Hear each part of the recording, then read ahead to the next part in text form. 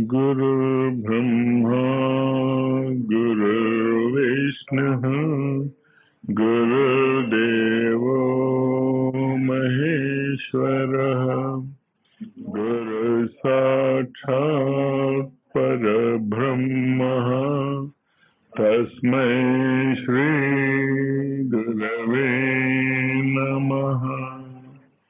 अखण्डमण्डलाकारं व्याप्तं येन चराचरं यत्पदं दर्शितं येन तस्मै श्री गुरवे नमः।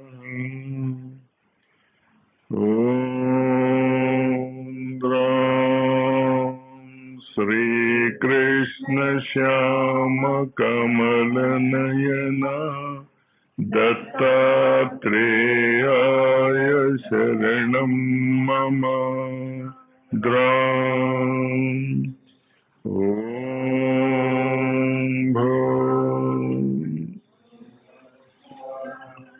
श्रीं श्रीं क्लीं तत्सवितुर्वरेण्यं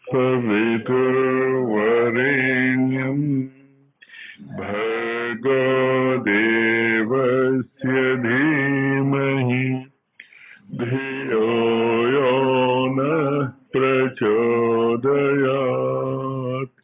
ह्रीं श्रीं क्लीं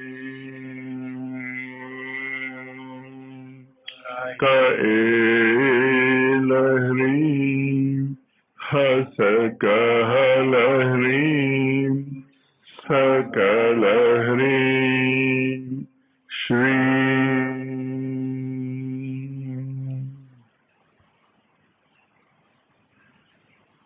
దేవాలయాల గురించి మనం మాట్లాడుకుంటున్నాం.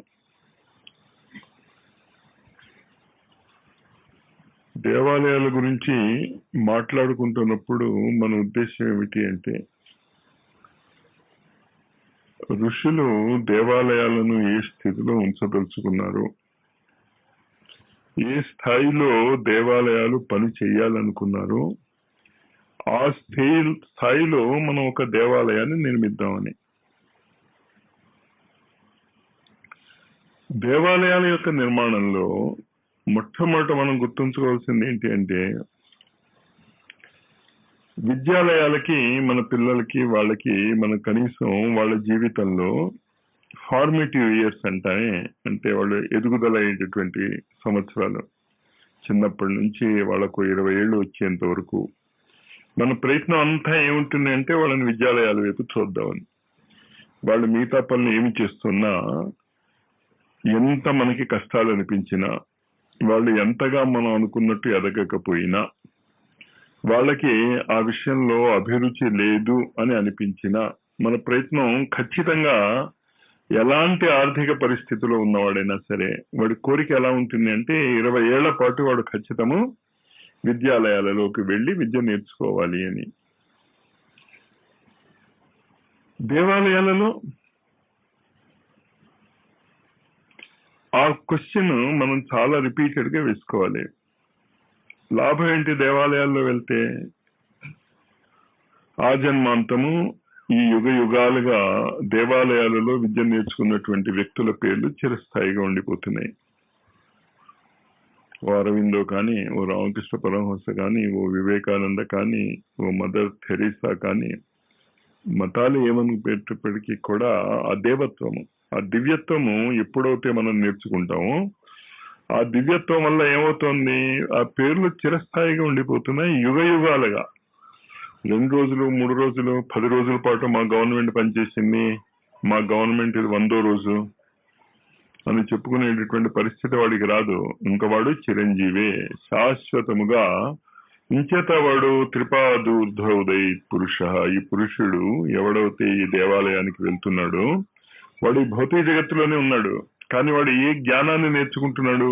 అమృతత్వానికి సంబంధించినటువంటి జ్ఞానాన్ని నేర్చుకుంటున్నాడు. కనుక మరి భౌతిక జగత్తులో ఫార్మేటివ్ ఇయర్స్ లో అతి చిన్న వయసు నుంచి మన కోరిక ఎలా ఉంటుంది అంటే వాడు విద్యాలయంలోనే ఉండాలి, లేకపోతే విద్య నేర్చుకుంటూనే ఉండాలి. మధ్యాహ్నం వాడికి రెస్ట్ ఇవ్వటానికి వీల్లేదు. వాడు కర్మంజాలకి ఏదైనా ఒకటి చూశాడంటే చచ్చాడే వాడు. టీవీ జోలికి వెళ్ళకూడదు, టీవీ కనెక్షన్ తీసేస్తా ఉంటారు, కానీ తీయరు. ఎందుకు తీరు టీవీ కనెక్షన్ అంటే వాడు చూడకూడదు కానీ వీళ్ళు చూడాలి. ఇళ్లలో నేను చాలాసార్లు చూస్తాను, నేను బెదిరిస్తూ ఉంటారు పిల్లల్ని అంతే, టీవీ కనెక్షన్ తీసేస్తామని, కేబుల్ టీవీ కనెక్షన్. కానీ వాళ్ళు తీయరు. నేను వాళ్ళు నా దగ్గరకు వచ్చి చెప్తాను, మీరు ఏమి కంగారు పడకండి, చచ్చినా తీయరు వాళ్ళు. ఎందుకంటే వాళ్ళు దానికి బానిసలు, మీకోసం కాదు వాళ్ళు. కానీ మీరు మాత్రం వాళ్ళకంటే ఎత్తుకెదిగిపోవాలి, మీకు కోరికలే ఉండకూడదు. అది చూసుకోండి మనం ఎంత మూర్ఖత్వంగా ప్రయత్నిస్తున్నాము. మనం చేయలేనటువంటిది పిల్లలు చేయాలనుకోవడం పరమ మూర్ఖత్వం. ఇంచేత మనం చేసి చూపించాలి. నిజంగా మీకు ఆ విద్య మీద అంత ఆసక్తి ఉంటే అసలు టీవీ ఉంచుకోకండి ఇంట్లో. అప్పుడు పిల్లవాడికి చెప్పొచ్చు, చూసావా నేను చూడటం లేదు, నువ్వు మానేయని. దేవాలయాల పరిస్థితి కూడా అలాగే వస్తుంది. దేవాలయాలలో ఇంకోడు బాగా పూజలు చేయాలి, ఇంకోడు బాగా సాధన చేయాలి, మేము చెయ్యం. కానీ విద్యాలయంలో నటన చెల్లుతుంది. ముఖ్యంగా ఈ రెసిడెన్షియల్ కాలేజీలు వచ్చిన తర్వాత యాజ్ ఏ టీచర్ నాకున్నటువంటి అనుభవం ఏంటంటే అస్సలు సబ్జెక్ట్ పిల్లలకి రావటం లేదు. వాళ్ళకి 90 మార్కులు వచ్చినా ఏమీ రావటం లేదు వాళ్ళకి. ఎప్పుడో అప్పుడు పేక మేడల్లాగా ఈ రెసిడెన్షియల్ కాలేజీలన్నీ కుప్పగూలిపోతాయి, గ్యారంటీగా కుప్పగూలుతాయి. ఎప్పుడు అనేది చెప్పలేను నేను. ఎందుకంటే టాలెంట్ లేకుండా, దానికి కావలసినటువంటి బ్యాక్గ్రౌండ్ లేకుండా సడన్ గా ఇంటర్మీడియట్ లో వాడిని తీసుకెళ్లి మీరు రెసిడెన్షియల్ కాలేజీలో పడేస్తే వాడికి 90 మార్కులు ఎలా వస్తున్నాయి అనుకుంటున్నారు మీరు? 1వ క్లాస్ నుంచి 10వ క్లాస్ వరకు వాళ్ళు చెప్తారా? చెప్పగలరా? దేవాలయాలలో ఆ పని చేయాల్సి వస్తుంది ఇప్పుడు. కానీ రెసిడెన్షియల్ కాలేజీలో అయితే బట్టి కొట్టించగలరు. దేవాలయాల్లో నేను ఎక్కడ బట్టి కొట్టించేది? కుదరదు, అక్కడ బట్టీలు కుదరవు. ఇంకేతంటే స్మృతి ఉండదు. ఒకసారి చెప్పామనుకో, పతంజలి యోగ సూత్రాల గురించి చెప్పామనుకో రాసుకు రావాలి అని అంటే అది పురుష సూక్తానికి వర్తిస్తుంది అని తెలియాలి, అంతే కదా. పురుష సూక్త మంత్రాలు మీకు వచ్చేస్తున్నా మళ్ళా నేను వేరుగా చెప్పాలా? పురుష సూక్త మంత్రాలు మీరు రాసుకొచ్చారా? ఎంతమంది రాసుకొచ్చారు? ఒకళ్ళు, అంతేనా? మరి ఇంకా దేవాలయంలో నేను ఏం విద్య నేర్పుతాను, నేను ఏం లెక్చర్లు ఇమ్మంటా, కానీ నేను ఇచ్చుకుంటూ పోతాను. నేను మీతో చెప్పాను, మీకోసం మీ మీద నమ్మకం ఉండి మాత్రం గురువులు పని టేకప్ చేయటంలే. మీ మీద ఏదో ఆధారపడి చేస్తే గంగలో దిగుతారు వాళ్ళు. వాళ్ళు ఒక అతీంద్రియమైనటువంటి యక్ష, గంధర్వ, నాగలోక వాసులు ఉన్నారు. వాళ్ళని మీద ఆధారపడి వాళ్ళు చేయబోయేటటువంటి మ్యాజిక్లు చేస్తున్నారు వాళ్ళు.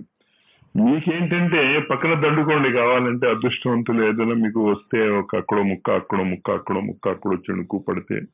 కానీ ఏమో నేను చెప్పలేను. నేను మీలో ఎంతమంది అద్భుతమైనటువంటి సాధన ఇళ్లలో చేస్తున్నారో నాకేం తెలుసు. ఇక్కడ నాకు చెప్పింది ఏం జరగటం లేదు. అది మీరు చేస్తున్నంత చేత మిమ్మల్ని కోంపడే హక్కు కూడా లేదు. చెప్పను అనే హక్కు ఎందుకు లేదంటే మీకు చెప్పటం లేదు కనుక. ఇంచేత ఒకసారి చెప్పిన తర్వాత రూల్ పాటించలేకపోతున్నాను. మరి అది ఏ విధమైనటువంటి భావదారిద్రమో నాకు అర్థం కావటం లేదు. దాన్ని ఏం చెప్పాలో నేను. సరే ఏం చెప్తాం, చెప్పుకున్నాం. మళ్ళాను చెప్పుకున్న తర్వాత పురుష సూక్తానికి వద్దాం. ఈ పురుష సూక్తంలో ఏ విద్యను మనం నేర్చుకోబోతున్నామో ఆ విద్య యొక్క కూలంకషమైనటువంటి చర్చ ఉంది. ఆ మొత్తము పురుష సూక్తంలో ఉన్నటువంటి ఆ 16 రుక్కులు మొత్తము అమృతత్వానికి సంబంధించినటువంటి ఆ 3 క్షేత్రాల గురించి సంపూర్ణమైనటువంటి వివరణ ఇస్తాయి. ఆ 3 క్షేత్రాలు ఏమిటి, ఏ క్షేత్రాల గురించి వివరణ ఇస్తాయి అది కూడా మనకి తెలియాలి. ఏ క్షేత్రాల గురించి వివరణ ఇస్తాయి? ఇది భౌతిక క్షేత్రం ఒకటి ఉంది. దీన్ని ఏమన్నాం? పాదోస్య విశ్వభూతాన్ని.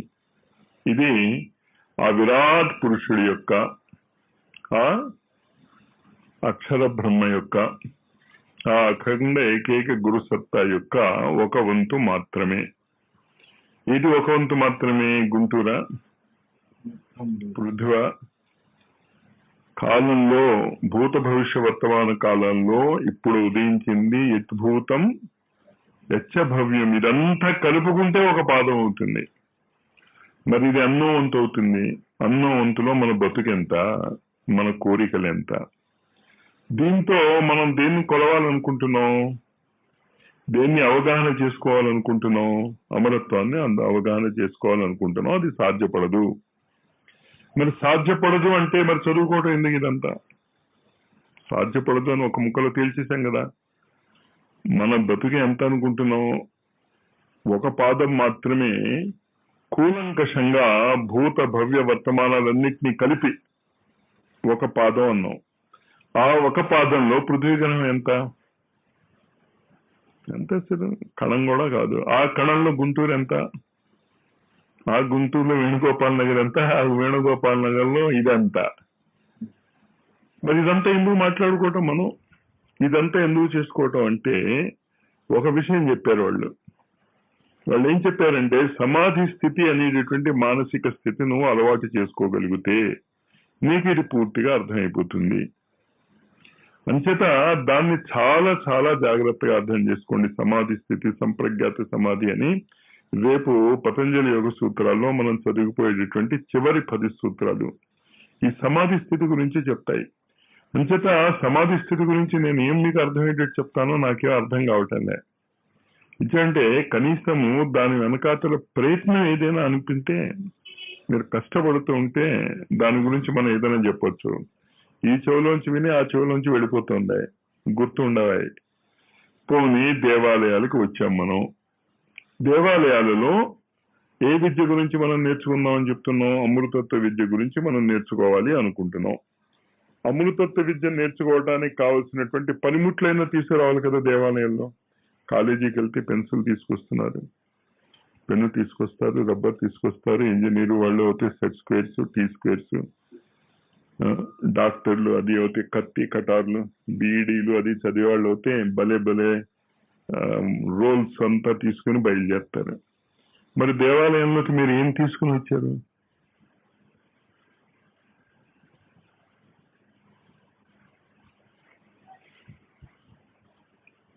ఏం తీసుకొచ్చారు? ఏం పెన్నులు తెచ్చుకున్నారు? కాగితం పెన్నులు? గట్టిగా చెప్పమ్మా. దేహం, శరీరాన్ని తీసుకొచ్చారు. అంచేత మీకు అది తెలియాలి. దేవాలయ పోతే ఏం తీసుకొచ్చారు అని మీరు కంగారు పడిపోతే ఇన్నాళ్ళు నేను చెప్పింది వేస్తేగా. నేను రిపీటెడ్ గా ప్రతి రోజు అది చెప్తాను. నేను అందుకే రోజు అదే ఎందుకు చెప్తాను మాస్టర్ అని 2-3 అడిగాను నన్ను. ఇవాళ అర్థం ఏంటో వాళ్ళకి ఎందుకు చెప్తాను నేను కదా. దేహాన్ని తీసుకొచ్చారు, శరీరాన్ని తీసుకొచ్చారు, దేవాలయంలో కూర్చున్నాం. మరి దేవాలయంలో ఈ శరీరాన్ని ఎలా ఉపయోగించుకుంటారు మీరు? ఈ శరీరాన్ని ఉపయోగించుకోవాలి మీరు. అది ఎప్పుడు గుర్తుంచుకోండి. పూజ చేసినా, లెక్చర్లు విన్నా, పతంజలి యోగ సూత్రాలు చదివినా, భగవద్గీత చదివినా, ఏమి చేసినా మీరు చేసేది ఏంటి అంటే ఈ శరీరాన్ని మాత్రమే ఉపయోగించుకోగలరు మీరు. ఈ కాగితాలు, పెన్నులు ఇవంతా ఏంటంటే శరీరానికి ఆధారం, అంతే, హెల్ప్. పూర్వకాలంలో అందుకే శృతి అనేవారు దీన్ని. గురువు చెప్పేవాడు, శిష్యుడు వినేవాడు. విని ఏంటది స్మృతిలో ఉండేది. ఆ శృతి స్మృతి అంతే తప్ప రాసుకోవటాలు అవి అవసరం ఉండేది కాదు వాళ్ళకి. ఎందుకు అవసరం ఉండేది కాదు? ఒకసారి చెప్పింది రెండోసారి చెప్పించుకునేటటువంటి అలవాటు లేదు కనుక. ఇక్కడేంటి, గుర్తుంచుకోవాల్సిన దాన్ని నోట్ చేసుకుంటాం, కాగితంలో పడేస్తాం. అసలు గుర్తుండదు, మిగతా అన్ని గుర్తుంటాయి. అంచేత నోట్ చేసుకోవటం అనేది ఒక పెద్ద దౌర్భాగ్యపు అలవాటు అది. అంచేత అసలు ఒప్పుకునేవారు కాదు పూర్వకాలంలో ఋషులు. నోట్ చేసుకోవటానికి ఒప్పుకునేవారు కాదు. ఇంచేత నోట్ చేసుకుంటాం అనగానే మీరు అయిపోయింది మీ మానసిక స్థితి. ఇంటికి వెళ్ళి మనం చదువుకోవచ్చు కదా. పోనీ చదువుకుంటారా? చదువుకోరు, వచ్చిన కూడా అది. పోనీ నోట్ చేసుకున్నారనుకోండి. దేవాలయాన్ని తీసుకొచ్చారు. దేహాలయము అంటే దేవాలయంలో మనం నేర్చుకున్నటువంటి విద్య ఇంటికి వెళ్ళిన తర్వాత శరీరంలో మీరు ప్రయోగించుకోవాలి. ఎక్కడ ఏ విధంగా ప్రయోగించాలి అనేది ఆహారం దగ్గర నుంచి, ముక్కు దగ్గర నుంచి, పంచోపచార పూజ అనేటటువంటి ఆ సింప్లిఫైడ్ వెర్షన్ లో ఇదే చెప్పారు. పుష్పాలు, సువాసనలు.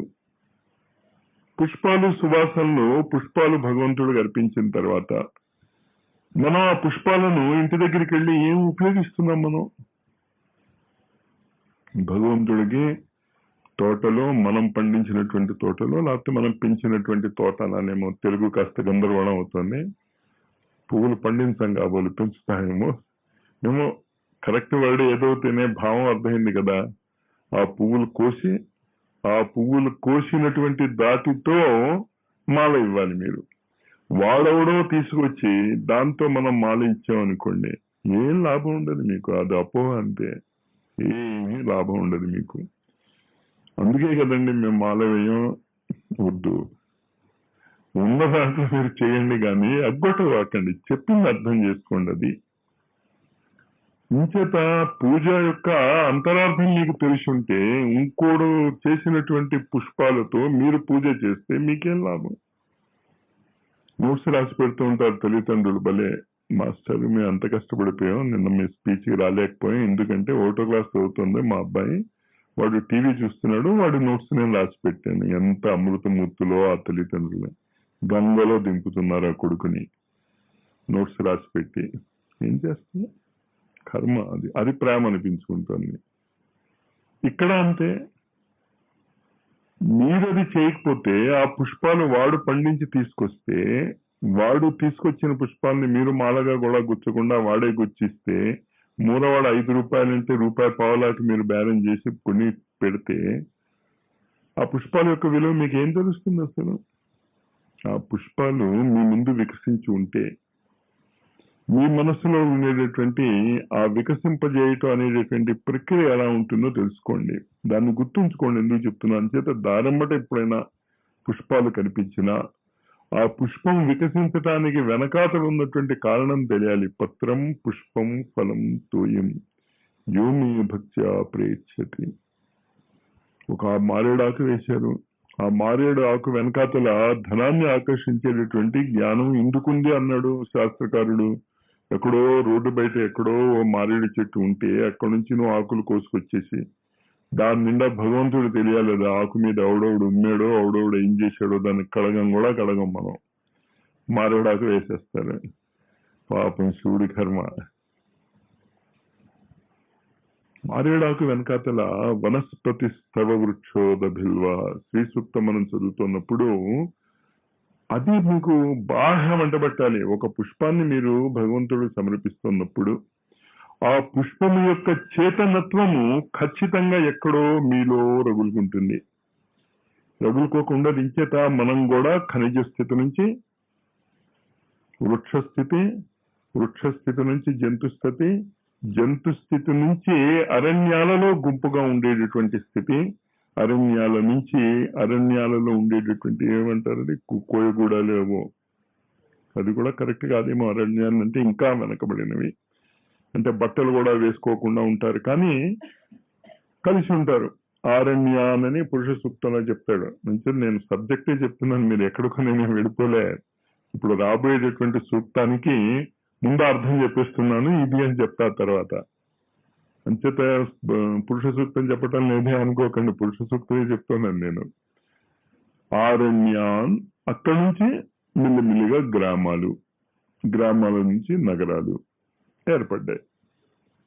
ఈ నగరాలన్నీ ఏర్పడటానికి బేసిస్ ఎక్కడ ఉంది అంటే పుష్పాలు పుష్పింపజేయటము అనేటటువంటి ప్రక్రియలో మొత్తము ఉన్నది. అందుకని భగవంతుడికి మీరు పుష్పాలు సమర్పించాలి. ఒక పుష్పమా, అనేక పుష్పాల యొక్క మాల. అంచేత పుష్పమాల సమర్పిస్తున్నప్పుడు ఈ భావన లేకుండా మీరు సమర్పణ చేశారనుకోండి. కెమిస్ట్రీ లెక్చరర్ని నేను. సోప్ ఎలా మ్యానుఫ్యాక్చర్ చేయాలో, ఐరన్ ఎలా శుద్ధి చేయాలో ఇవంతా చెప్తాం క్లాస్లో. కానీ నిజంగా బయటకు వచ్చి సోప్ తయారు చేయమనండి, నేను తయారు చేయలేను. ఎందుకు మనకు రాదు నా కెమిస్ట్రీ చదువు. ఏంటి, కాగితం మీద రాసుకోవడానికి మాత్రం పనికి వస్తుంది. మన దేవాలయాలలో కూడా అలాంటి చదువులు వద్దు. ఇక్కడ అంచేత ఇక్కడ మీరు ఆ బ్యాక్గ్రౌండ్ పట్టుకోవటానికి ప్రయత్నం చేయండి. ఏంటా బ్యాక్గ్రౌండ్? ఇక్కడ నేర్చుకున్నటువంటి విద్య ఈ రోజు మీకు ఈ జీవితంలో ఉపయోగపడాలి. ఎప్పుడో కాదు, మొత్తం సిలబస్ అంతా పూర్తయ్యాక ఏం ఉండదు అలా. ఏ రోజు పాఠము ఆ రోజు మీకు అర్థం అవ్వాలి. ఆ రోజు మీ మనస్సులలో, మీ చేతనత్వంలో, మీ చుట్టుపక్కల ఉన్నటువంటి ఏరియాలలో దేవాలయాలుగా కాంతివంతంగా వెలగాలి. ఆ భావనని ఇవాళ మనం చదువుకోవేటటువంటి పురుష సూక్తంలో చెప్పాడు. చేత నేను డైరెక్ట్ గానే శ్లోకానికి వెళ్ళిపోతాను, అప్పచెప్పించటంలే. ఇంకా మీరు రాసుకున్నది వచ్చాక అప్పుడు అప్పచెప్పించుకుందాం. అంచేత సప్తాశ్యాసన్ పరిధయ, 7 రకాలైనటువంటి దేహాలతో మీరు దేవాలయంలోకి రావాలి. ఒక పెన్ను తెచ్చుకుంటే ఒప్పుకోరు, 7 రంగుల పెన్నులు మీరు తెచ్చుకోవాలి. ఏంటా 7 రంగుల పెన్నులు? ప్రస్తుతము ప్రకృతిలో 4 రంగుల పెన్నులే ఉన్నాయి. మిగతా 3 రంగులటువంటి పెన్నులు ఇంకా సృష్టిలో సాధారణ మానవ జాతికి అందుబాటులో లేవు.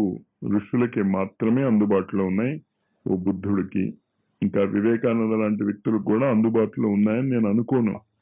కానీ అదంతా ఘంటాపదంగా చెప్పేటటువంటి ధైర్యం నాకు లేదు. అంచేత మనకి ఎంతుంది? చాతుర్వర్ణ్యం మయా సృష్ట, 4 వర్ణాలే ఉన్నాయి. ఏంటా 4 వర్ణాలు? ఎరుపు, తర్వాత కాషాయం, తర్వాత పసుపు, తర్వాత ఆకుపచ్చ. ఈ 4 రకాలైనటువంటి దేహాలతో మీరు ఇక్కడికి రావాలి. దేవాలయంలో మీరు ఎవరైతే ఇక్కడికి వచ్చారో ఈ 4 మీకున్నాయి.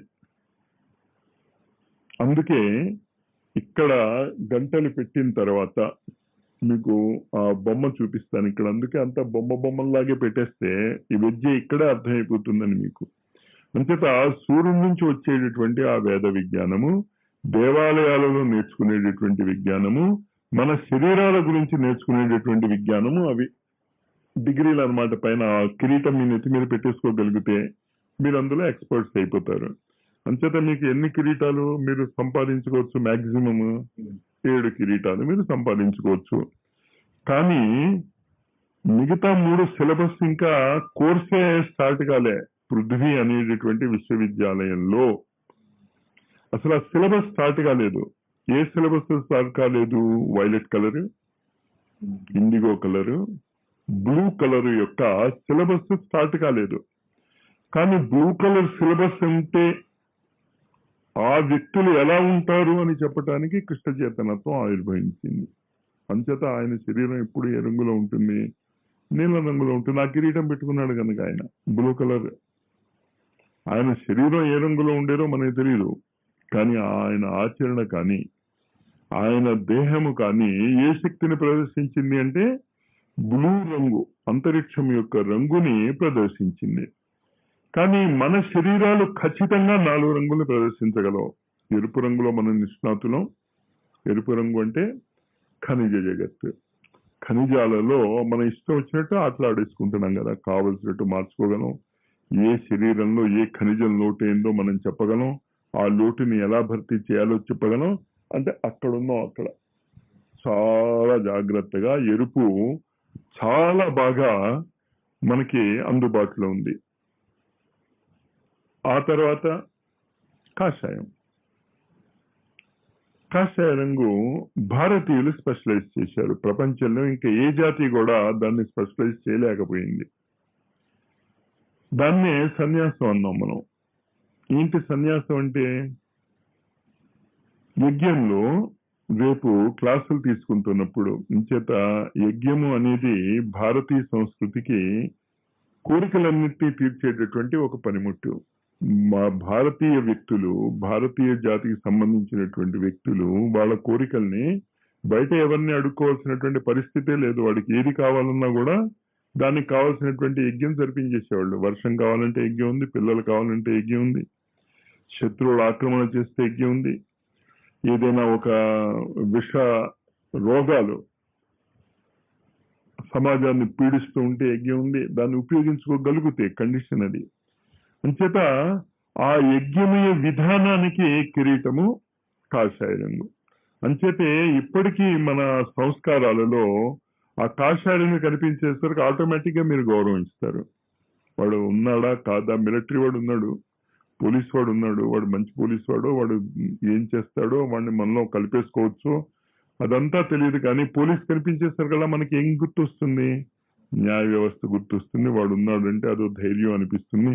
వాడు ఎలా ఉన్నాడో మనకు పట్టదు. అలాగే ఆ కాషాయ వస్త్రం యొక్క స్పెషలైజేషన్ భారతదేశంలో జరిగింది. ప్రపంచంలో ఇంకెక్కడా కూడా జరగలేదు. ఏంటి జరిగింది అది? యజ్ఞ విధానంలో ఉండేటటువంటి న్యాస విధానం గుర్తు చేసుకోండి. ఏంటి మనం చేసేటటువంటి న్యాస విధానం? మంత్రాలు మీకు గుర్తున్నాయిగా, చెప్పండి ఏంటో. ఓం వాంగ్మే ఆస్యస్తు, ఓం నశోర్మే ప్రాణోస్తు, ఓం అక్ష్ణోర్మే చక్షురస్తు, ఓం కర్ణయోర్మే శ్రోత్రమస్తు, ఓం బాహోర్మే బలమస్తు, ఓం ఊర్వోర్మే ఓజస్తు. ఇది సన్యాసం అంటే.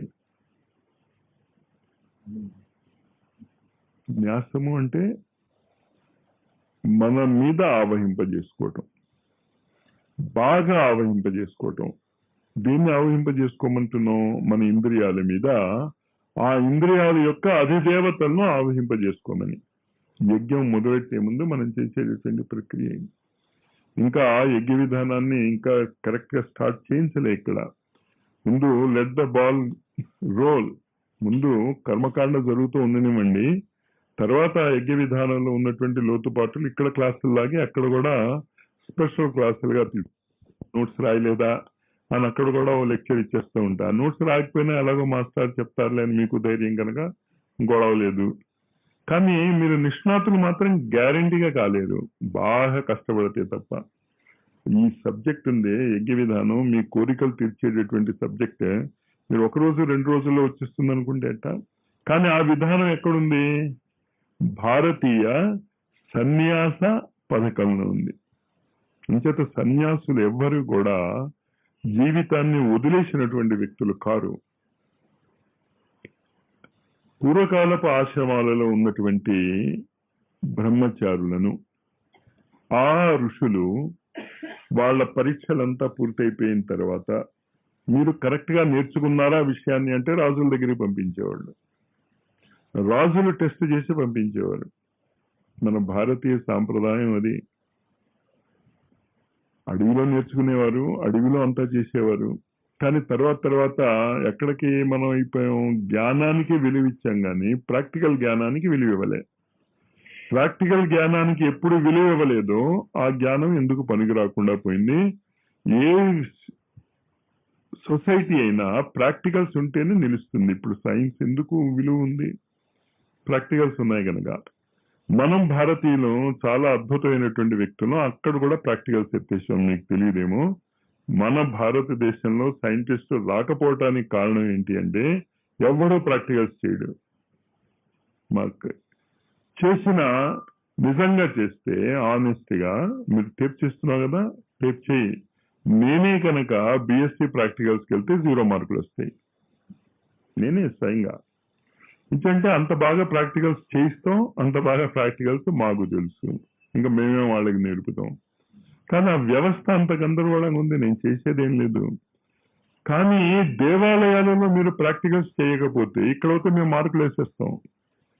నేను రావాలని చాలా మంది కోరుకుంటారు ప్రాక్టికల్ ఎగ్జామినర్ గా, నేను వెళ్ళను. ఇంకేంటే నేనే ఫెయిల్ అవుతానని తెలుసు కదా, అంచేత వాళ్ళని ఎందుకు ఫెయిల్ చేయాలని వాళ్ళకి 50కి 50 వేసేస్తా.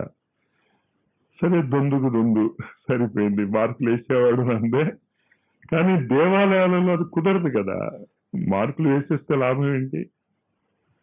అంచేత 3వ కలర్ వైపుకి తీసుకెళ్తున్నా మిమ్మల్ని నేను. ప్రాక్టికల్స్. సన్యాసం ఏం చేస్తాడు? వాడి యొక్క ఇంద్రియాలను పటుత్వంలో ఉంచుకుంటాడు. వాడి యొక్క ఇంద్రియాలను సంపూర్ణమైనటువంటి అవగాహనలో ఉంచుకుంటాడు కనుకనే సన్యాసికి ఆ విలువ. వాడి నోటిలోంచి మాట వచ్చింది అంటే ఎంత శాస్త్ర విరుద్ధమైనా ఆ కాలంలో కూడా జరిగిపోయింది. జ్ఞానదేవుడు పేరు విన్నారు కదా, అద్భుతమైనటువంటి యోగి.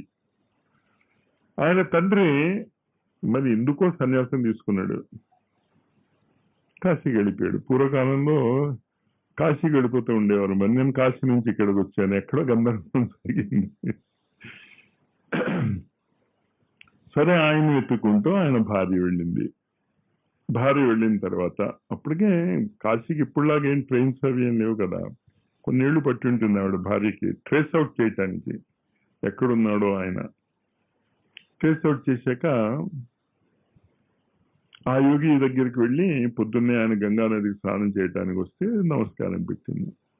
నేను పుత్రవతి భావం ఏదో అన్నాడు, పిల్లలు పుట్టాలి అనే భావం వచ్చి నాకు కరెక్ట్గా గుర్తులేదు ఏమన్నాడు. ఆవిడ నవ్వింది. ఎందుకు నవ్వేమో అన్నాడు. నాకు ఇంకా వాడు సన్యాసం తీసేసుకున్నాడు. సన్యాసం తీసుకున్నవాడు మళ్ళా గృహస్థ అవుతే సమాజం ఒప్పుకోదు, శాస్త్రం ఒప్పుకోదు. అసంభవం అనమాట అది. ఈ కెనాట్ కమ్ బ్యాక్. ఎవరు ఇంకెవడు మీ శిష్యుడే పిలిపించాడు. పిలిపించిన తర్వాత మళ్ళా గృహస్థాశ్రమంలోకి వెళ్ళి సన్యాసము తీసుకున్న తర్వాత వెళ్ళేటటువంటి గృహస్థాశ్రమ స్థితి పసుపు రంగు.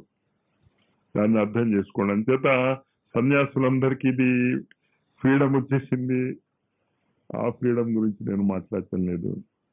సన్యాస స్థితి తర్వాత ఈ సన్యాస జీవితంలో ఉన్నటువంటి వాళ్ళు మళ్ళీ తిరిగి గృహస్థులు అయ్యారు. గృహస్థులందరూ కూడా గృహస్థు కానటువంటి సప్తఋషులు మాత్రం కాదు. సప్తఋషులందరికీ పిల్లలు ఉన్నారు, కుటుంబాలు ఉన్నాయి, వాళ్ళ ప్రవర ఉంది ఈనాటికి కూడా. అది పసుపు రంగు. తేడా అర్థమైంది కదా. మొట్టమొదటిది ఏంటి? భౌతిక జగత్తులో మీ శక్తిని ఉపయోగించుకుని, ఎరుపు రంగు అంటే శక్తి, మీ శక్తిని ఉపయోగించుకుని మీ ఆహార వ్యవస్థ దాన్ని దీన్ని మీరు ఏ విధంగా జీవించండి. ఓకే. తర్వాత మెల్లిగా రెండో కిరణానికి వచ్చేసరికల్లా ఏమైపోయింది? మీ దగ్గర ఉన్నటువంటి 5 ఇంద్రియాలను కూడా మీరు చాలా బాగా న్యాసము చేసుకుని మీ జీవితాన్ని కరెక్ట్ లైన్లో పెట్టుకున్నారు. సన్యాసి అయ్యారు మీరు. కానీ మనకి సన్యాసి అంటే ఏమనిపిస్తుంది? అన్ని వదులుకున్నవాడని. అది మనం తలకిందులుగా అర్థం చేసుకున్నాం. షేక్స్పియరియన్ ఇంగ్లీష్ లాంగ్వేజ్ లో సెంట్ అంటే దుర్వాసన అని అర్థంట. ఇంగ్లీష్ లెక్చర్ చెప్పాడంటే మళ్ళీ నన్ను అడగండి అది ఎంత రైట్. ఇప్పుడు సెంట్ అంటే ఇప్పుడు గందరగోళం అవుతుంది.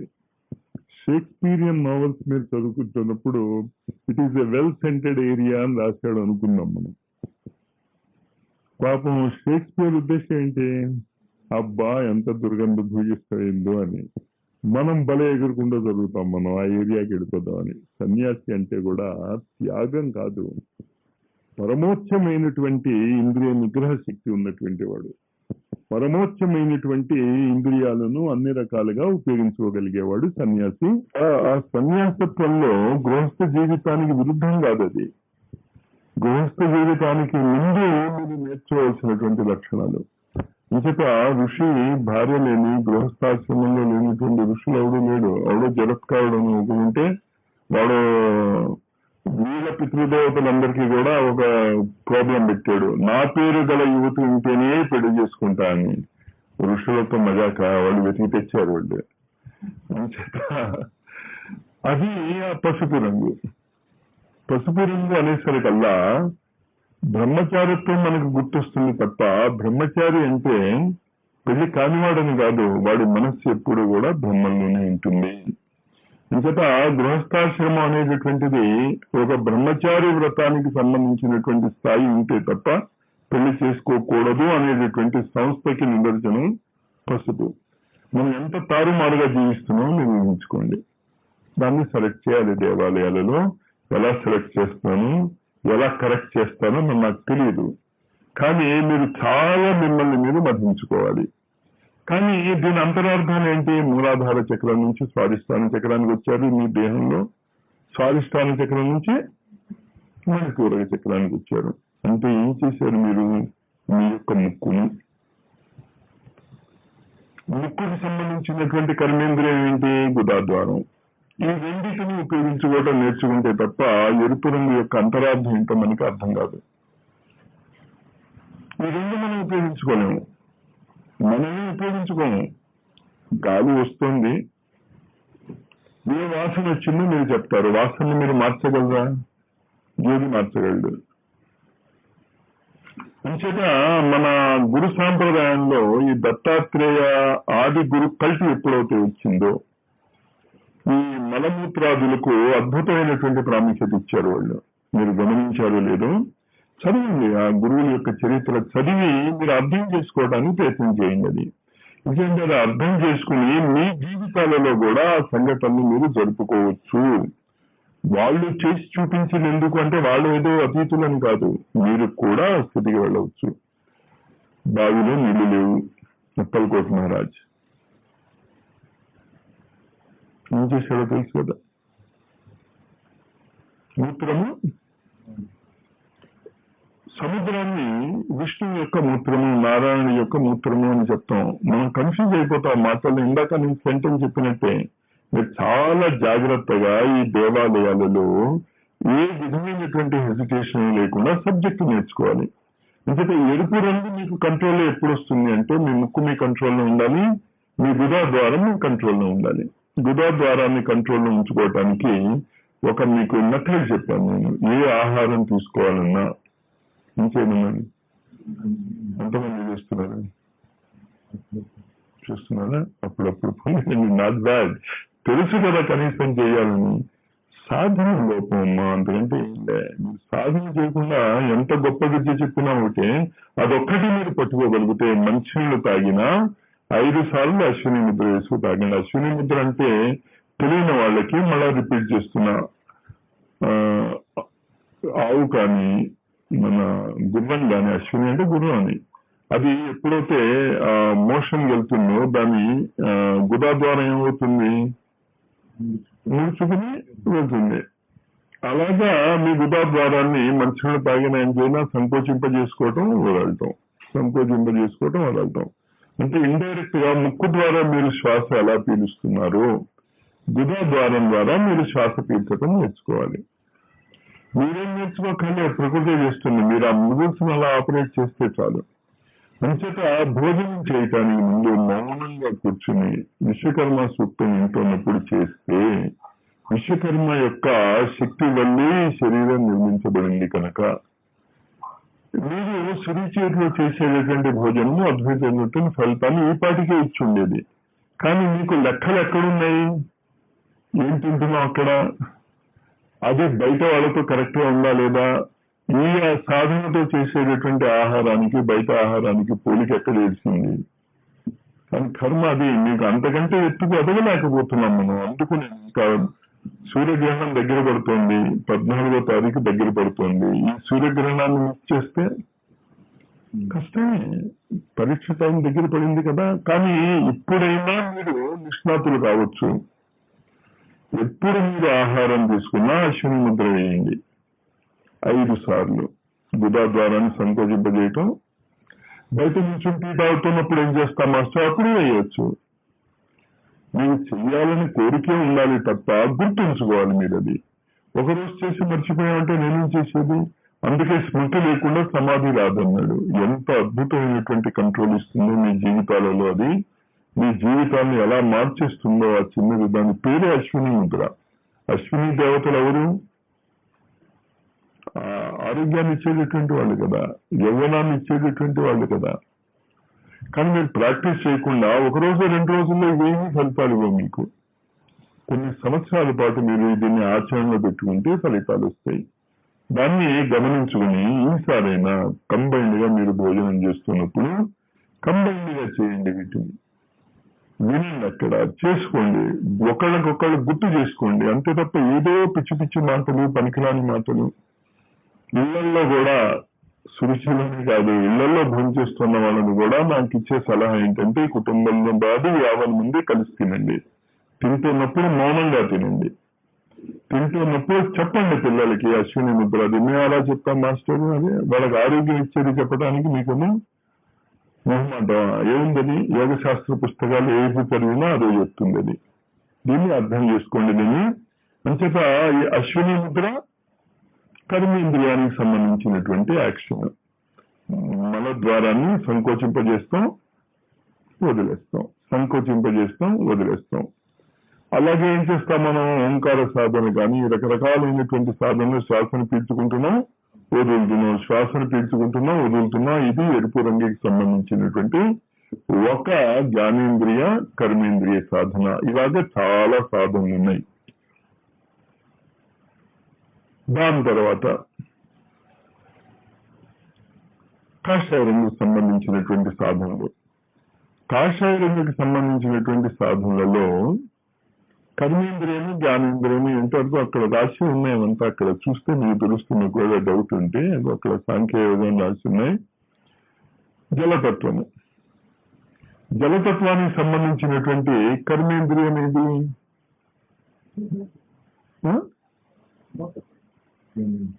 జ్ఞానేంద్రియము, మూత్రద్వారము. జ్ఞానేంద్రియము నాలిక. అంచేత నాలిక, దానికి సంబంధించినటువంటి దాన్ని ఆహారంలో చాలా జాగ్రత్తగా మీరు ఉపయోగించుకోవాలి. ఆహారాన్ని తింటున్నప్పుడు కళ్ళు మూసుకుని నాలిక మీద పడినటువంటి ముద్ద మన భారతీయ తెలుగు వంటకాలలో అద్భుతమైనటువంటి సాధన ఉంది. రుచులున్నాయి, ఒకే ముద్దలో అన్ని రుచులు వచ్చేస్తాయి. వేరువేరుగా పట్టుకోండి దాన్ని. అప్పుడు అది మీరు ఆహారం తింటేనే అది సాధన అయిపోయింది. చూడండి, ఆ సాధన చేయటం వల్ల మీ యొక్క షట్చక్రాలు అప్పుడే జాగృతం అయిపోవచ్చు. అంచేతే శ్వేతకేతు అన్నమయ కోశాన్ని 1 సంవత్సరం పాటు సాధన చేస్తాడు. అందుకే మీరు నాలుక మీద ఏ ముద్ద పెట్టుకుంటున్నారో దాని రుచి ఎప్పుడైనా గమనిస్తున్నారా? ఏ టీవీ చూస్తాను, ఏదో చూస్తాను. అందుకని వెంకటేశ్వర స్వామి వాళ్ళు ఆహారం తీసుకుంటున్నప్పుడు అసలు అవన్నీ మనం ఇచ్చేవాడు కాదు. అంటే ఇంత అద్భుతమైనటువంటి సాధన చేయాలి. ఎందుకు అంత అద్భుతమైనటువంటి సాధన? ఈ ఆహారాన్ని మీరు కనుక వేరువేరుగా గుర్తుంచుకోగలిగితే మీ మనస్సు ఎలా మారుతుందో మీకు తెలుస్తుంది. రోగానికి అన్నిటికీ, ముఖ్యంగా డయాబెటీస్, హార్ట్ ట్రబుల్, వీటన్నిటికీ కారణం ఆహారంలోని ఈ లోపమే. అంచేతే ఆహారాన్ని మార్చుకోండి, ఆహారాన్ని కంట్రోల్ చేయండి అని చెప్తున్నారు తప్ప పాపం వాళ్ళు డాక్టర్లు ఆహారాన్ని కంట్రోల్ చేసి ఏం చేయాలో పాపం వాళ్ళకి తెలియదు. ఆహారాన్ని కంట్రోల్ చేసి ఇది చేయగలిగితే ఏది తిన్నా ఆ రోగానికి ఏమవ్వదు. మన తాతయ్య గారు తెలుసా మీకు? కొంతమంది తెలుసు, ఇక్కడ కొంతమంది తెలియదు. ఆయన డయాబెటీస్ ఉందంటే 5 కిలోల పంచదార తినమనేవాడు. ఆయన తినమంటే ఏం రోగం వచ్చేది కాదు, క్యూర్ అయిపోయింది డయాబెటీస్. కారణం ఏంటి అంటే నాలుక మీద కంట్రోల్, వాక్ శక్తి మీద కంట్రోల్. అద్భుతమైనటువంటి సాధనా విశేషాలు మీరు ప్రాక్టీస్ చేయకుండా దేవాలయానికి వచ్చి కూర్చుని కబుర్లు వెళ్ళిపోతే ఏం లాభం? తినండి. మీరు ఆహారం తింటున్నప్పుడు జాగ్రత్తగా గమనించుకోండి. మంచినీళ్ళు తాగుతున్నప్పుడు జాగ్రత్తగా గమనించుకోండి. మంచినీళ్ళ యొక్క రుచిలో తేడా ఉంటుంది. అప్పుడు మీరు దేవాలయానికి వెళ్ళి ఆ తీర్థాన్ని మీరు తీసుకున్నప్పుడు మీ ఇళ్లలో తాగేటటువంటి నీళ్ళకి తేడా తెలుస్తుంది. ఎక్స్పర్టైజ్ అంటే అంతే కదా. అంతే తప్ప నాలుగుని మనం దేనికి ఉపయోగించుకోవటం? ఇంకోళ్ళని తిట్టడానికి, ఇంకోళ్ళని కించపరచడానికి తప్ప అసలు నాలుగుని ఇంకోళ్ళని తిట్టడానికి ఉపయోగించకండి. ఎప్పుడైనా నాలుక మీరు ఉపయోగిస్తే మీకైనా లాభం ఉండాలి, ఎదుటి వాడికైనా లాభం ఉండాలి. ఇది కాషాయ రంగు యొక్క గుర్తు. ఈ విధమైనటువంటి సాధన ఎవడైతే చేస్తున్నాడో వాడికి కాషాయ రంగు మీద పరిపూర్ణమైనటువంటి అవగాహన వస్తుంది.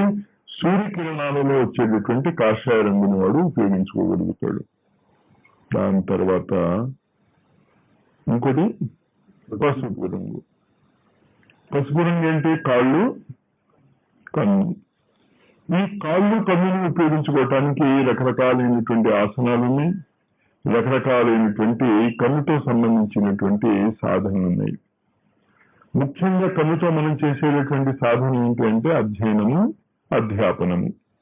స్వాధ్యాయాన్మా ప్రమద. నీకు తెలిసింది ఇంకోళ్ళకి చెప్పు, నీకు తెలియంది ఇంకోళ్ళ ద్వారా నేర్చుకో. అది సైన్స్ చేస్తుంది. కనుక ఎంత తక్కువ తడకలో ఉన్నా సైన్స్ ఉన్నటువంటి విలువ సైన్స్ ఉంది.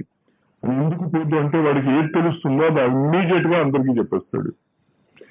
తర్వాత తప్పు అంటే మళ్ళా వాడు చెప్పేస్తాడు, నాయన నేను అప్పుడు అలా అనుకున్నాను, అది తప్పయింది అని.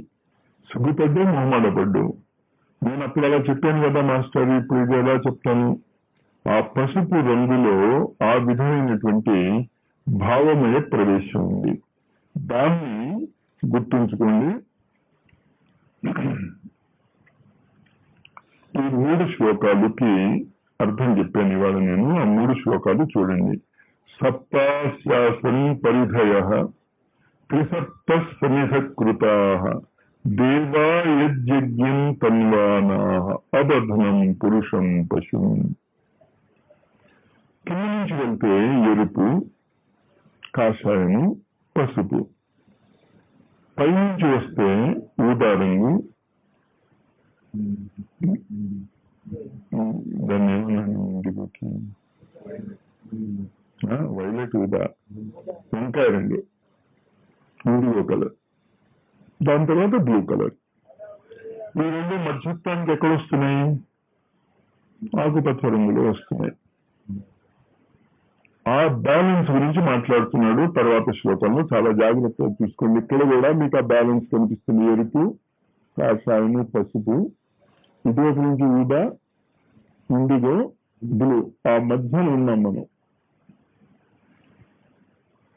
ఆకుపచ్చ రంగులో.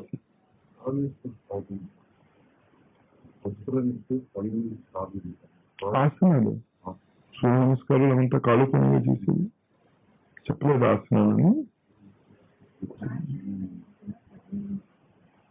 కాషాయ రంగుకి ఊపిరేంద్రియం చెప్పలేదు. అంటే ఇక్కడ వజ్రోళి క్రియ అని ఆసనంలో వస్తుంది. అది ఇప్పుడు మనం ఇక్కడ చేయలేము. అది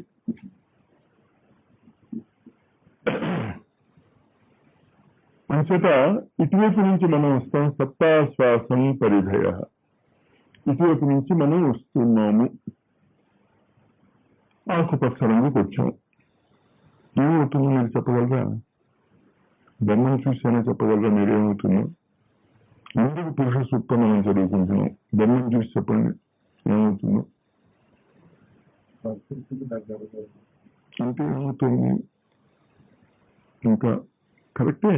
ఇంకా అక్కడ అద్దం పెట్టాం. నేను ఇక్కడ ఉన్న ఎరుపు రంగులో అద్దంలో ఎంత వెనకాతలు వెళ్తాను నేను? 4 అడుగులు ముందుకు వేసా. ఆకుపచ్చ రంగు అద్దం అనుకుంటే పసుపు రంగు వచ్చేసరి కల్లా అక్కడ ఎక్కడికి వస్తా? ఆకుపచ్చ రంగులో కలిసిపోతుంది నువ్వు. మొత్తం అవుతుంది. తమాషా. అది చాలా జాగ్రత్తగా అర్థం చేసుకోండి దాన్ని. దాని వివరణ గురుస్థలం మనం చదువుకుంటున్నప్పుడు విశ్వం దర్పణ దృశ్యమాన నగరి అని చెప్తాడు. అది యాక్చువల్ గా ఎరుపు, కాషాయము, పసుపు రంగులు ప్రపంచంలో లేవు. ఈ భ్రమది. ఏంటి అంటే violet, IndiGo, blue. Violet colour లో ఉన్నవాడు చూస్తే వాడు ఎంత దూరంలో ఉంటాడు? వైలెట్ కలర్ ఉన్నవాడు అద్దం ముందు ఉన్నాడు. వాడికి రిఫ్లెక్షన్ ఎంత దూరంలో కనిపిస్తుంది? వాడు ఎంత దూరంలో అద్దంలో ఎంత దూరంగా కనిపిస్తుంది కదా. అంతేత వైలెట్ కలర్ యొక్క రిఫ్లెక్షన్ రెడ్. అద్దం ముందు నేను నిల్చున్నాను. అద్దంలో ఎవరు కనిపిస్తారు? నేను కనిపిస్తాను.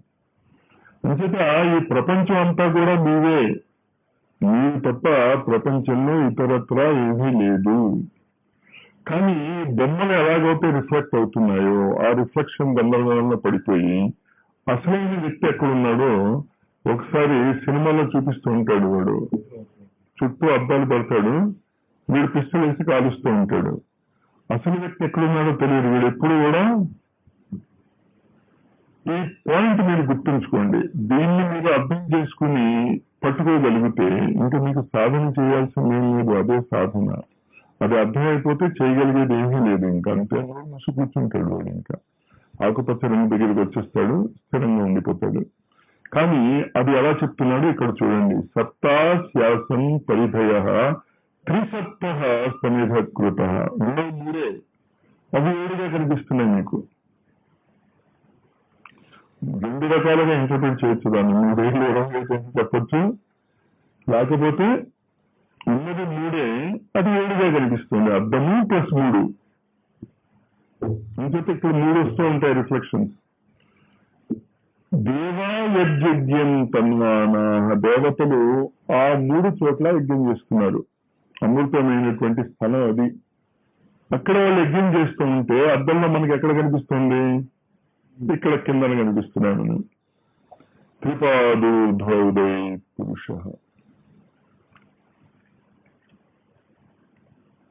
తన్యజ్ఞం బర్హిష ప్రౌక్షం పురుషం జాతమగ్రతః తేన దేవా అయజంత సాధ్య ఋషయాశ్చయే. ఈ యజ్ఞము 3 రకాలైనటువంటి వ్యక్తులకి మాత్రమే అర్థమవుతుంది, అంతకంటే తక్కువ స్థాయిలో ఉన్నటువంటి వ్యక్తులకి అర్థం కాదు. కానీ స్థాయి అనేది మీరు తెచ్చుకునేదే. మీరు అది అర్థం చేసుకోవాలి అనుకుంటే ఖచ్చితంగా అర్థమవుతుంది. ఒకడు సాధ్యా. ప్రపంచంలో కొంతమంది ఉంటారు, వాళ్ళకి ఒకసారి చెప్తే అర్థం కాదు, 2 సార్లు చెప్తే అర్థం కాదు, 3 సార్లు చెప్తే అర్థం కాదు. కానీ వాళ్ళకు ఒక లక్షణం ఉంది. వాళ్ళు ఎవరు అంటే సాధ్యా. వస్తే కానీ నిద్రపోరు వాళ్ళు. చాలు, ఒకసారి చదివితే రాకపోతే ఏంటిట? వాడు ఎప్పుడు వదులుతాడు? వాడు వచ్చి అంతవరకు వదులుతాడు. ఎందుకంటే వాడికి గ్యారంటీగా అర్థమవుతుంది సబ్జెక్ట్. ఎందుకంటే అంతే, వాడికి తెలియని వాడా అవునా కాదా? మనం చాలా మంది స్టూడెంట్స్ లో కూడా మేము చూస్తూ ఉంటాం, వాళ్ళు ఏం పెద్ద ఇంటెలిజెంట్ కాదు, కానీ నాకు నమ్మకం ఏంటంటే వాడు గ్యారంటీగా ఫస్ట్ క్లాస్ మీదే వస్తుందని. రెసిడెన్షియల్ కాలేజీ వాళ్ళందరూ ఆ బాపతు సాధింపజేసుకుంటారు ఎట్టాగో అట్టా. It's good quality. ఋషయ జ్ఞానవంతులు, అర్థమైనటువంటి వాళ్ళు రుజుమార్గంలో వెళ్తూ ఉంటారు, కావలసినటువంటి విధి విధానాలు నేర్చుకుంటారు, ఆ విధి విధానాల ద్వారా సబ్జెక్టులు నేర్చుకుంటారు. ఇవి కాకుండా కొందరు దేవతా శక్తులు ఉంటాయి, వాడు పుట్టుకతోనే వస్తాయి. ఇవి ఈ 3 రకాలైనటువంటి వ్యక్తులు మనకి ఎప్పుడు కూడా సాధ్యపడుతూనే ఉంటారు. వాళ్ళు చేసేటటువంటి ఈ యజ్ఞమే మనకి ఈ ఫలితాన్ని ఇస్తుంది. మనం చేసినా చేయకపోయినా ఈ విషయం ఉంది, అందులో డౌట్ లేదు కదా. మనకి ఇష్టం ఉన్నా లేకపోయినా ఈ బతుకులు బతకాల్సిందే, ఈ జీవితాలలో వెళ్లాల్సిందే. కానీ జీవితాల వెనకాతలు ఉన్నటువంటి సాధ్యాహ ఋషయ దేవాహ, ఈ విజ్ఞానాన్ని కనుక మీరు నేర్చుకోగలిగితే ఏమవచ్చు? ఈ గందరగోళం నుంచి మీరు బయటపడిపోవచ్చు. లేదు, ఈ గందరగోళం బాగానే ఉంది, అసలు గందరగోళమే లేదు. అంచేత ఇది నేర్చుకోవాలి అనేటటువంటి తపన ఉన్న వాళ్ళకే తప్ప, లేకపోతే విద్యాలయాలు పనికిరావు, దేవాలయాలు పనికిరావు. కానీ ఓ అద్భుతమైనటువంటి మాట వేడిస్తాడు అక్కడ. ఈ యజ్ఞం చేసేటువంటి వాళ్ళు ఏం చేశారో తెలిసిన తమ్ యజ్ఞం బర్హిషి ప్రౌక్షం. దూర్వాలు, బర్హిషి అంటే దర్భలు. దర్భలు తెలుసు కదా మీకు. ఆ దర్భల యొక్క అంచులు సూర్యకిరణానికి తేడా లేదు. తర్వాత మనం యజ్ఞ విధానాన్ని ప్రాక్టీస్ చేస్తున్నప్పుడు ఈ 60 రోజుల్లో ఆ క్లాసెస్ కూడా కండక్ట్ చేయాలి మనం. మీరు ఎంత బాగా నేర్చుకుంటారు అన్నది మీ మీద ఉంది. నేను క్లాసులు మాత్రం గ్యారెంటీగా కండక్ట్ చేస్తాను. దర్భలు చాలా పవిత్రమైనవి, ఇంద్రాలవి కాకుండా మనం ఏమంటారు అది పవిత్రం అంటాం, అది పెట్టుకుంటాం. అది ఇంచేత ఆ సూర్యకిరణాలకి దర్భలకి ఏమీ తేడా లేదు. అందుకే దర్భాసనం మీద కూర్చోండి అంటాం. దర్భాసనం మీద కూర్చున్నాం అంటే మీ ఆసనం ఏంటనమాట. ఆసనం అంటే చెప్పాను మీకు, ఆసనం అంటే నువ్వు దేని మీద కూర్చున్నావని కాదు, ఏ మానసిక స్థితిలో ఉన్నావని. ప్రిన్సిపాల్ ఆసనంలో కూర్చున్నావా, కలెక్టర్ ఆసనంలో కూర్చున్నావా, దర్భాసనం మీద కూర్చున్నావా. దర్భాసనం మీద కూర్చున్నావు అంటే ఎక్కడ కూర్చున్నట్టు నువ్వు? సూర్యకిరణాల మీద కూర్చున్నట్టు నువ్వు. ఆ ఇంటి ఇక్కడ చెప్తున్నాడు. తన్యజ్ఞం బర్హిషి ప్రౌక్షం పురుషం జాతమగ్రత. మొట్టమొదటి పురుషుడు ఎవడో ఉంటాడే, ఎక్కడైతే ఆ యజ్ఞం నుంచి బయటపడతాడో ఆ మొట్టమొదటి పుట్టినటువంటి ఆ పురుషుడు స్త్రీని ఏమంటాం మనం? మనము శతరూపాన్ని మనం పోతాం. వాళ్ళ ఆడమ్ ఏమంటారు? ఎవడైనా సరే ప్రిన్సిపల్ మారదు కదా. ఈ యజ్ఞం ఈ విధంగా జరిగిన తర్వాత సాధ్యాహ ఋషయశ్చ దేవాహ. మనం ఏ స్థితిలో ఉన్నాం ఇప్పుడు? సాధ్యాహ. ఖచ్చితంగా మనం దీన్ని సాధించి తీరాలి, నేర్చుకుని తీరాలి అనేటువంటి ముందు పట్టుబడదాం. పట్టేసరికల్లా ఏమవుతుంది? ఏంటి పెట్టాను అక్కడ బొమ్మ? 7 ఋషుల ఆశ్రమాలు భూమి మీదకి మనం దింపి తీరాలి. ఎప్పుడైతే మనం సాధనా స్థితిలో ఉంటాం, సాధన అంటే ఇంకా మనం వినం, అది దిగాలి లేదా మనం సావాలి. ఆ స్థితిలో ఎప్పుడైతే మనం చేస్తామో ఆ క్షణంలో జుంజున్ వాళ్ళ పేరు విన్నారు ఎప్పుడైనా మీరు? పేరు ఇక్కడ పెద్దగా ఉంది కానీ నార్త్ ఇండియాలో చాలా ఫేమస్. కోటీశ్వరుడు దగ్గర ఒక గుమాస్తా అనుకోండి, చాలా ఏమంటారు బంగారు వజ్రాలు వాడుతూ చిన్నప్పటి నుంచి వాళ్ళ దగ్గర పెరిగాడు, వాళ్ళ కుటుంబం పెరిగింది, బాగా నమ్మకం సంపాదించుకున్నాడు. బాగా నమ్మకం సంపాదించుకుని బాగా ఉన్నాడు. ఒకరోజు బాగా బంగారం తీసుకుని వెళ్తూ ఉంటే దొంగలు పడి దోచుకున్నారు. వీడు వచ్చి చెప్పాడు, దొంగలు పడ్డారు నా మీద, వాడు దోచుకున్నాడు. వీడు దెబ్బలు అవి ఏం తగలేదు, వాడు నమ్మలేదు. నువ్వు చాలా నమ్మకంగా ఉన్నావు, నేను పోలీసులకు మాత్రమే ఇవ్వం, కానీ నువ్వు ఎక్కడో నువ్వే రాసావు బంగారాన్ని, మీరు చెప్పేంత వరకు తలుపు తీయమని లోపల వేసారు, గడియ పెట్టేశారు. ఇంకా వీడికి ఆవేదన స్టార్ట్ అయ్యింది. నాడబట్టి నేను ఇంత నమ్మకంగా చేస్తూ ఉంటే ఇదా నాకు వచ్చేటటువంటి ఫలితం అని మిల్లిమిల్లిగా 2-3 గంటలు అయ్యి ఆహారం లేకపోయేసరికల్లా వైరాగ్యం వచ్చింది. ఆ వైరాగ్యం వచ్చిన తర్వాత ఇంకాస్త లోతు వెళ్ళేసరికల్లా ఈసారి కనుక నేను బయటపడితే నాకు ఈ కుటుంబం వద్దు, ఈ ధనం వద్దు, ఏమీ వద్దు, నేను భగవంతుడికి నా జీవితాన్ని అర్థం చేస్తాను అన్నాడు. ఆ మాట ఎప్పుడైతే అతను మనసులోకి వచ్చిందో వీళ్ళు తలుపు తెచ్చారు. ఇక తలుపు తెరిచి తప్పైపోయింది, నేను మంచివాడు అని, ఎందుకో మేము అలా ప్రవర్తించాం కానీ అనుకున్నాడుగా. గడుపుని మనం అయితే ఏం చేస్తాం, బయటపడ్డాం కదా అన్నట్టు అలా ఆయన బాబు సాధ్య. నేను ఒక నిర్ణయానికి వచ్చాను, ఇంకా మీ జోలికి నాకు రామ్ రామ్ అని వెళ్ళిపోయాడు. 10 ఏళ్ళు 15 ఏళ్ళ తర్వాత చాలా గొప్ప కృష్ణభక్తుడిగా నార్త్ ఇండియాలో చాలా పేరు సంపాదించి, ఆయన పేరు నాకు గుర్తు రావట్లేదు, ఠాకూర్ బృందావనంలో చాలా ఫేమస్ ఆయన. ఎక్కడొచ్చినది? సాధ్య అనే మానసిక స్థితి వస్తే ఆ క్షణంలో నీకు వచ్చేస్తుంది, నీకున్న కష్టాలు పోతాయి. తాళం వేసి చావుగొట్టి నువ్వు చెప్తే తప్ప ఇవ్వను అన్నటువంటి వ్యక్తి అందుకే మనం ముక్కుపడిపోగానే బాధ తీరిపోతుంది, బాధ తీరిగానే ముక్కుపడిపోతుంది. ఏదో కష్టపడి బాబు ముక్కుబడి తీర్చకపోతే తంతాడేమో అని భయపడి ముక్కుబడి తీరుస్తాను తప్ప ఆ మానసిక స్థితిని ఉంచుకోం. సాధ్య అనేటువంటి మానసిక స్థితి అది. ఈ మానసిక స్థితి నుంచి వాడు ఎక్కడికి వెళ్ళాడు? జుంజున్ వల్ల ఋషిత్వాన్ని సంపాదించుకున్నాడు. మీరు కనుక ఒక ముక్కుబడి తీరింది, 2 ముక్కుబడి తీరింది, ఆ తీరే వాడి దగ్గరికి వెళ్ళిపోవచ్చు కదా, ముక్కుబడి కూర్చోకుండా. అది మాత్రం చేసి మొక్కుబడిస్తూ ఉంటావు. ఆ దత్తాత్రేయ కాన్సెప్ట్ వెంకటేశ్వర స్వామికి ఉన్నటువంటి సంబంధం 3 ఏళ్ల కిందట అర్థమైంది. లేకపోతే భలే తిట్టేవాడిని, మీకు గుర్తుందో లేదో. వెంకటేశ్వర అది దేవుడా అయింది, బిజినెస్ డబ్బు అది అని. ఆ గర్భాలయంలో కూర్చున్నాక నిజస్వరూపం బోధపడ్డాక కాకువాయిలో మొట్టమొదటిసారి అసలు ట్రాన్స్ఫర్మేషన్. లేకపోతే వీటి జోలికి చెప్పటాలు నాకు ఇష్టం ఉండేది కాదు కదా, మీరే పెట్టుకుంటే అన్ని అనేవాడిగా. అది ఋషి స్థితి. ఆ ఋషి స్థితిలో సప్త ఋషులు దిగుతారు. అదే కదా మనం వ్రతం తీసుకునేది, మనం చేస్తున్నది, మన సాధన అంతా కూడా ఏంటి? మనం తీసేటటువంటి దీక్ష ఋషుల యొక్క కార్యక్రమాలు. ఆ సప్త ఋషులు కిందకి దిగాలి, దిగాక దేవతలు దిగుతారు ఆటోమేటిక్ గా. ఋషులు ఎక్కడ ఉంటారు? దేవతలు వాళ్ళ దగ్గరే ఉంటారు. ఇంకేదా ఇది శ్లోకం. తర్వాత శ్లోకం, తస్మాద్యజ్ఞాత్ సర్వతః ఋష సామాని జజ్ఞిరే ఛందాగుంస జజ్ఞిరే తస్మాత్ యజుస్తస్మాదయాయత. ఎప్పుడైతే ఈ విధంగా మీరు సాధ్య అనే మానసిక స్థితి నుంచి ఋషిమయ స్థితికి వెళ్తారు, ఋషిమయ స్థితి నుంచి దేవతలతో ఎప్పుడైతే మీకు సంబంధ బాంధవ్యాలు ఏర్పడతాయో, చెప్పింది చాలా జాగ్రత్తగా చేసుకోండి. నిజమే చెప్తున్నాను. నేను సంబంధ బాంధవ్యాలు నార్త్ ఇండియాలో నేను కళ్ళారా చూశాను. ఆ దేవతలతో సంబంధ బాంధవ్యాలు. స్వయంగా సీతాదేవి వచ్చి రామభక్తుడి యొక్క ఇంట్లో అట్లు తోవటం చూశాను నేను. కానీ అప్పుడు నాకు తెలియదు ఆవిడ సీతాదేవిని. అంటే అది ఆశ్చర్యకరమైంది ఏం కాదు. మీరు ఆ స్థితిలో ఉంటే వస్తారు వాళ్ళు. ఆ స్థితిలో వచ్చి మా ఇంట్లో సీతాదేవి అంట్లు దేవాలనే స్థితిలో నేను ప్రార్థన చేయటం మొదలెడితే పాపం వాళ్ళు ఎందుకు వస్తారు?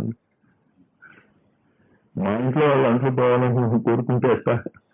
దేవతలు ఎప్పుడు మీ దగ్గర ఇప్పుడు ఎలక్ట్రిసిటీ వచ్చి మన పనులన్నీ చేయటమే గ్రైండ్ చేసేస్తుంది, పాపం మిషన్ కలిపెట్టి విసిరేస్తుంది. ఇంకేత సాధ్యాస్థితి నుంచి ఋషి స్థితికి వెళ్ళినటువంటి వ్యక్తి ఉన్నాడు అక్కడ. ఎలక్ట్రిసిటీని కంట్రోల్ చేయాలనుకుని సాధించాడు. సాధించాక వాడు ఋషి ఎలా అయ్యాడు?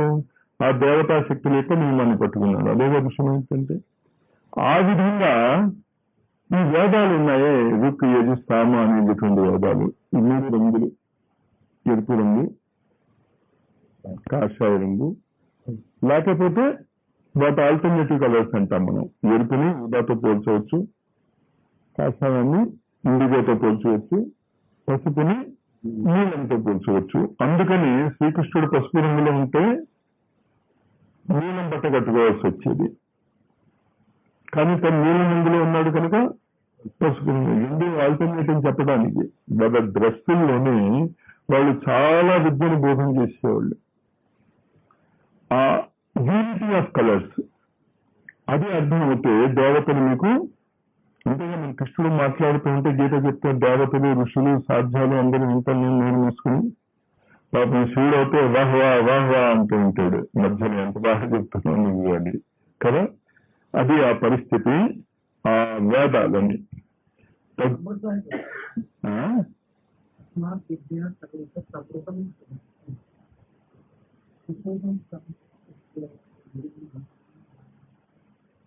మిస్ అయ్యానా నేను? శ్లోకం తప్పానా? రైట్. సాధ్యులు ఋషులు దేవతలు ఎప్పుడైతే రంగంలోకి దిగుతారో అప్పుడేమవుతుంది? విశ్వకర్మ ఎప్పుడైతే రంగంలో దిగాడు, సుధాముడి యొక్క చిన్న ఇల్లు కాస్త ఏమైంది? సుధాముడు ఒక్కడే అవ్వాలి అనుకుంటే మాత్రం అవ్వదు. మీ ఒక్కడే కావాలనుకుంటా వచ్చిన కొత్త కూడా అది మీ ఒక్కళ్ళ కోసమే కోరుకునేటటువంటి కోరిక ఏదీ తీరదు. కానీ తమాషా ఏంటంటే మీరు ఏదో కోరుకుంటూ ఉంటే దాంతో కొన్ని వందల మంది లింక్ అయి ఉంటారు, వాళ్ళందరికీ వస్తే మాత్రం మన వాళ్ళు కూడా తీరుతారు. అంచేత దాన్ని అర్థం చేసుకోండి. తస్మాత్ యజ్ఞాత్ సర్వహుత సంభృతం ఉషదాజ్యం, పాలు పెరుగు ఇది మనం ఉపయోగించటంలో ఈ దేవాలయంలో ఇంకా ఉపయోగించవద్దని కూడా అన్నాను. ఫోటోలు అవి పాడవుతాయి, కానీ ఉపయోగించాల్సినటువంటి అవసరం వస్తుంది మనకి. ఈ దేవతా శక్తులు సప్తాశ్వాసం పరిధేయ ఇందా చెప్పుకున్నాం కదా. లవణ సముద్రము, ఇక్ష సముద్రము, పాల సముద్రము, పెరుగు, నెయ్యి, తేనె, తర్వాత శుద్ధ జలము, ఇలా 7 సముద్రాలు, 7 పరిధులు ఉన్నాయి మనకి. ఆ 7 పరిధుల్లో ఈ 2 పరిధులు ఇండిగో కలరు, బ్లూ కలర్ యొక్క పరిధిని పాలు పెరుగుతో పోలుస్తాం. అక్కడ జరిగినటువంటి చిలికటం, ఆ సముద్ర మథనం వల్ల ఈ మొత్తం విశ్వం వస్తుంది కనుక సంభృతం వృషభాజ్యం. వృషభాజ్యం అంటే పాలు పెరుగు కలిగినటువంటి దాన్ని ఆజ్యంగా ఎప్పుడైతే మీరు వేసుకున్నారో పశువులు ఏర్పడ్డాయి. వాయువుల్లో అంటే ఆకాశంలో చరించేటటువంటి పక్షువులు ఏర్పడ్డాయి. పక్షులే కాకుండా అడవులు ఏర్పడ్డాయి, అడవిలో ఉన్నటువంటి జీవ జంతువులు ఏర్పడ్డాయి, ఆ జీవ జంతువులతో పాటు గ్రామాలు ఏర్పడ్డాయి. అర్థమైంది కదా. అసలు ఇవాళ చదువుకున్నటువంటి ఈ 3 శ్లోకాలని నేను శ్లోకాలు చెప్పక ముందే ఆ విషయాన్ని మీకు డిస్కస్ చేశాను. నేను తర్వాత శ్లోకాలు చెప్పాను కదా, ఆ శ్లోకాలను మీరు చాలా జాగ్రత్తగా అర్థం చేసుకోండి.